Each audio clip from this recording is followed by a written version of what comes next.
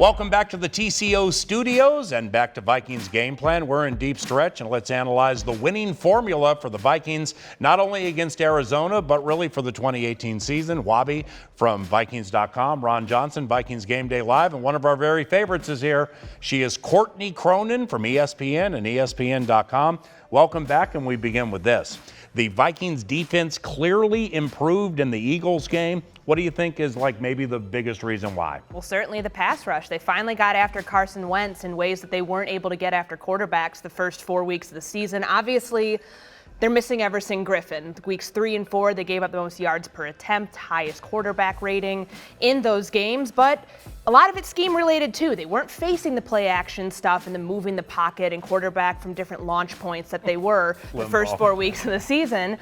They were able to get home, and I think that really boils down to kind of the bread and butter of what their defense is good at. Yeah, I'd say if you look at the scheme, and she's right, they got the pass rush, but when they went 3 by 1, Anthony Barr didn't have to cover the slot receiver, thank goodness. So now you bring J-Ron Kearse in, you bring George Ialoki in, you have an actual safety covering a receiver, and I think that was the big change. When Alshon Jeffries went across the middle, he ran into Harrison Smith. He didn't have to have Anthony Barr trailing him. So I think they did a good job of scheming, and then whenever that 3 by 1 or anything like that, they kept Anthony Barr to coverage. I think it's hard to put your finger on what was maybe the best part of the improvement. You look at the first half, and it was utter domination by the Vikings defense, and then the Eagles threw their best punches late in the game, and the Vikings were able to withstand that comeback. I think some of the best players played some of their best games, and that includes Anthony Barr. I thought it was probably Anthony's best game of the season, and I think when Anthony is playing really well, the defense goes to the next level. Offensively, Adam Thielen is the first player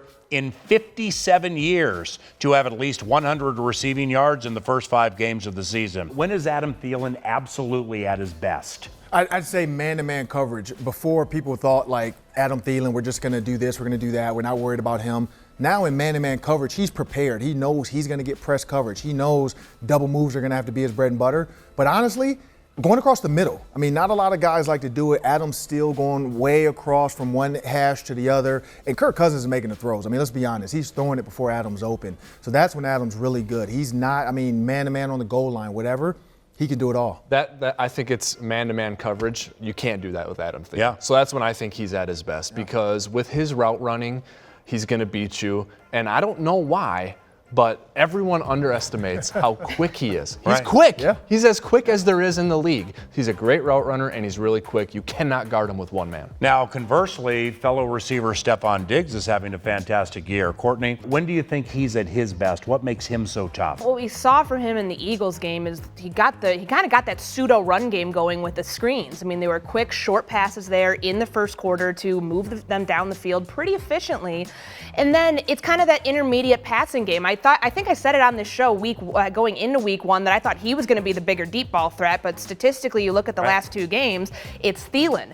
Yards after catch, though, is where Diggs is kind of making his money right now this year. Both he and Thielen combined for 108 yards after the catch in week 5, which is their second most together this season, only to the Rams game the week before. I think Diggs is a really good finisher. You think you're going to have him tackled, and he's going to pick up a few more yards. To Courtney's point on the screens, he's hard to tackle on the screens. He's got a running back mentality after he gets the ball. How do the Vikings make sure that this situation does not emulate anything close to the Buffalo Bills situation? The Cardinals are a good team. Yeah. We're going to treat them like a good team. I agree. They're a really good team.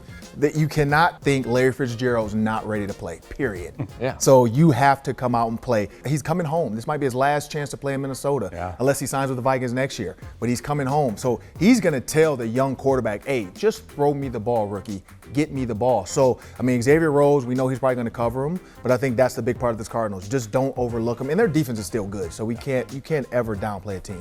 We talk about this being a week-to-week league, and it certainly is, but the Bills game was not distant history. That just happened. I think that regardless of what players are saying that, yes, we've moved on and yes, we're on to the next one, I think that you keep that in the back of your mind and know that this didn't happen that long ago. You didn't get embarrassed that long ago. Right. This could very easily happen again, is all the things that Ron said, where you have a very good team you're going against here, and you respect them and you kind of move forward to the next week, but you never lose sight of what happened, and knowing that this is a week that anything can change on a dime. Hassan Reddick, Budda Baker leads them in tackles. Antoine Bethay's good. Of course, there's Patrick Peterson, Chandler Jones, Robert Kimdichie if he's healthy. Yeah. They have talent defensively. They do have talent defensively, and they have a head coach who's a defensive-minded head coach coming from the Carolina Panthers, so he's going to be prideful in that, just like our head coach is prideful in that. Here's the good news, though, on this matchup. Double-digit favorites, rookie quarterback at home. There's a big difference in this one. The Cardinals are coming off a win in which they forced turnovers, they scored on defense, and their quarterback looked pretty good throwing the ball deep down the field, and Bursic illustrated that. So yeah. I think when you turn the tape on this week of your opponent, to Ron's point, you're going to see a team that actually looks pretty good. Follow Courtney's work at ESPN.com. For Wabi, Ron Johnson, and the rest of us here at Vikings Game Plan, I'm Paul Allen. Thanks for watching.